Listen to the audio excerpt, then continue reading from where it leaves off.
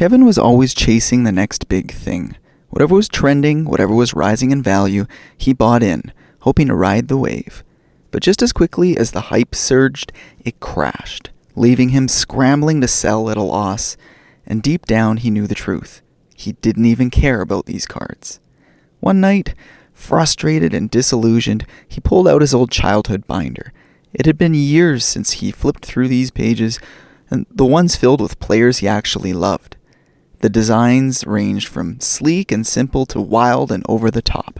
Some were downright silly, cards he couldn't imagine anyone else wanting, but they meant something to him.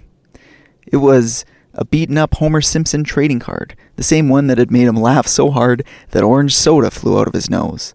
And right next to it, a reflective LeBron James card, showing him in a white crisp suit grinning over the top of aviator glasses. He smiled.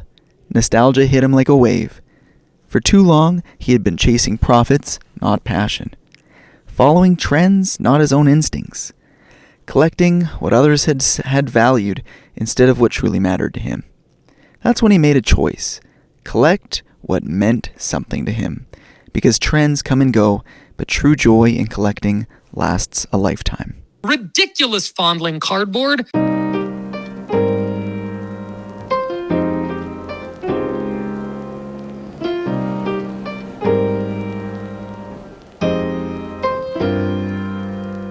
What is up, and welcome to Fondling Cardboard. I'm your host, Mike Lakusta, aka the Golf Card Collector. This is the 12 Rules for Hobby series, where I take the powerful lessons from Jordan Peterson's 12 Rules for Life and break them down, helping you become a better collector and, more importantly, a better version of yourself, both in the hobby and in life. So, have you organized your surroundings yet? That's what we talked about yesterday in rule number 5. But today we're getting into rule number 6. That's right, we are halfway through this series of the 12 rules for hobby. And today's rule is about pursuing what is meaningful, not what is expedient. So in this story, Kevin was chasing whatever he was seeing on Instagram and on YouTube videos and the sports card investor top picks to make a few bucks. But what Kevin really needed was to avoid that trap of short-term thinking, because many collectors and people in general chase what's easy, quick, or trendy, basically what's in their face. And when I say easy, you could be pursuing those kaboom inserts. It's not easy to get your hands on there because they are short printed, they're rare, they're shiny, they're expensive. But it's easy because you don't have to think for yourself. You're just buying whatever you see somebody else buying. You buy what you see on the front cover of a magazine. And somebody that I absolutely admire is Jason over at Ginter Gold Fever on Instagram, because Jason has dedicated himself to the Allen and Ginter set, which is, a multi-sport set that it has its prominence in the hobby, but it's by no means a top-tier set. Not significantly expensive cards, and in some cases it gets looked down on by the mainstream hobby, let's say, because it is that multi-sport set. It's not dedicated in a particular direction. I look forward to discussing that kind of concept in more detail with Jason at a later date. So getting back to this trap of short-term thinking, it's tempting to go for not only the things you're seeing, but also to have that instinct to make money, that fast flip, follow what you see others doing and what you think there's an opportunity. It's not going to create satisfaction. And at the end of the day, how much money you're going to make.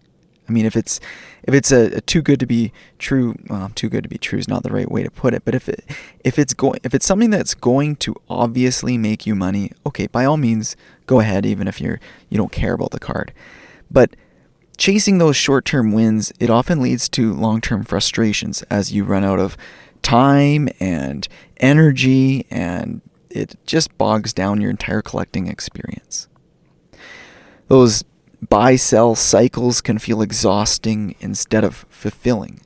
Like, something that has meaning to me might be picking up one card in weeks or months, and some people I've talked to, they might go a year and pick up one card for the year, but that card is important to them.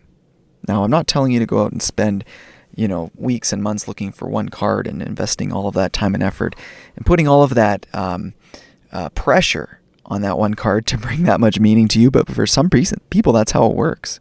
And to draw an analogy of how that actually does happen in your real life, think about careers, relationships, or your own personal goals.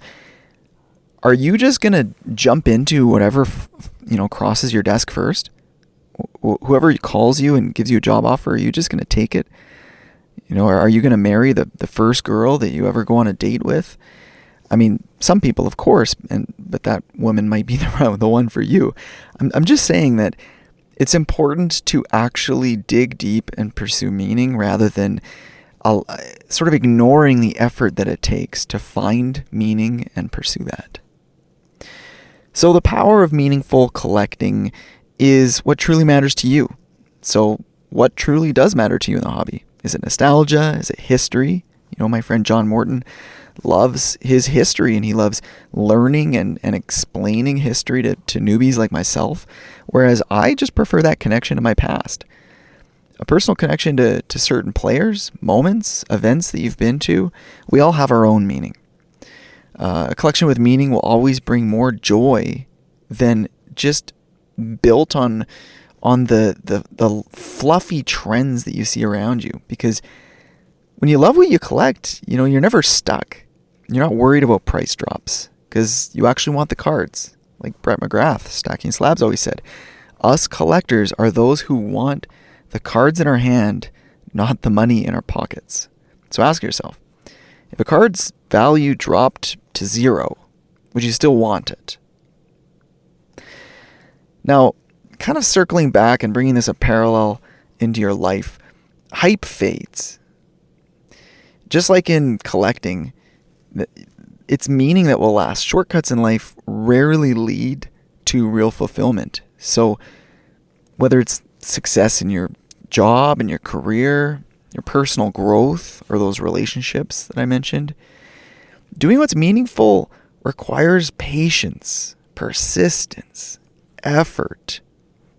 Now, I find that I can sometimes not have the discipline to pursue what's meaningful and put in the energy that it takes to really determine what that is and what it means to me. So make sure you get in your sleep, you're eating well, you're working out, you're in a healthy state of mind, because that's what it takes to find meaning.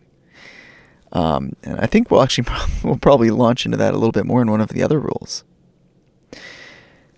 Some practical steps for collecting with purpose. First of all, define your collecting goals. So for me, I mentioned I'm collecting for nostalgia. I mentioned John Morton collects for preserving history and curating history.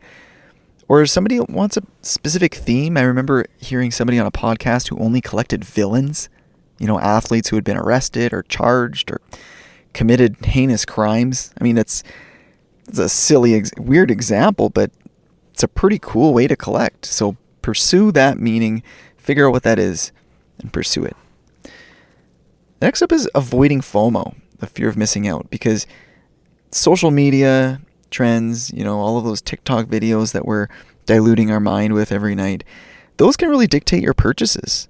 Marketing works, advertisements work, so limit your exposure to them, and you will limit your FOMO.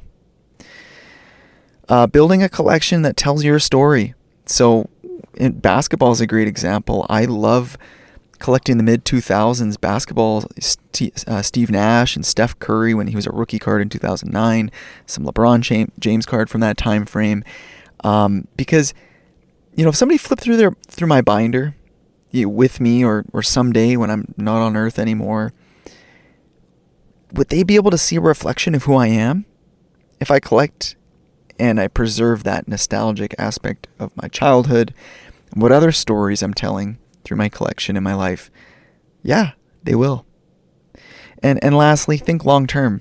So focusing on collecting things that you'll still appreciate years from now. If you're collecting rookies that are hyped up, maybe it'll pan out and you'll really succeed. And honestly, maybe that player will be for you and you won't sell them and make a bunch of money and you'll be happy with it. But on the flip side, how often is that the case? And if it's a player from your team and they don't pan out, you're going to resent those cards, and you're going to resent the money you put into them. So focus on collecting things that you will still appreciate years from now. And I'll close with this. Trends come and go, but a collection built on meaning never loses value. Whatever, in collecting or in life, pursue what truly matters, not just what's easy. Thanks for tuning in. I hope you enjoyed rule number 6. We're halfway there. I'll see you guys tomorrow.